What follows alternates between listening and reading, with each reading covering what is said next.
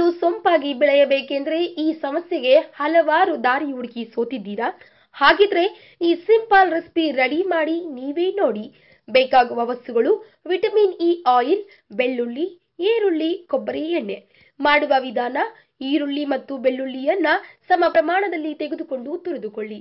ಇದರ ರಸ ತೆಗೆದು ಅದನ್ನ ವಿಟಮಿನ್ ಇ ಆಯಿಲ್ ಮತ್ತು ಕೊಬ್ಬರಿ ಎಣ್ಣೆಯನ್ನ ಮಿಕ್ಸ್ ಮಾಡಿಕೊಂಡು ಕೂದಲಿನ ಬುಡಕ್ಕೆ ಮಸಾಜ್ ಮಾಡಿಕೊಳ್ಳಿ. ವಾರಕ್ಕೆ 2 ಬಾರಿ ಹೀಗೆ ಮಾಡುತ್ತಿದ್ದರೆ ಕೂದಲು ಸೊಂಪಾಗಿ ಬೆಳೆಯುವುದಲ್ಲದೆ ಶೈನಿಂಗ್ ಕೂಡ ಸಿಗುವುದು. ಈ ವಿಡಿಯೋನ ಲೈಕ್ ಮಾಡಿ, ಶೇರ್ ಮಾಡಿ ಹಾಗೂ ಮತ್ತಷ್ಟು ಬ್ಯೂಟಿ ಟಿಪ್ಸ್ಗಾಗಿ ನಮ್ಮ ಯೂಟ್ಯೂಬ್ ಚಾನೆಲ್ ಅನ್ನ ತಪ್ಪದೇ ಸಬ್ಸ್ಕ್ರೈಬ್ ಮಾಡಿ.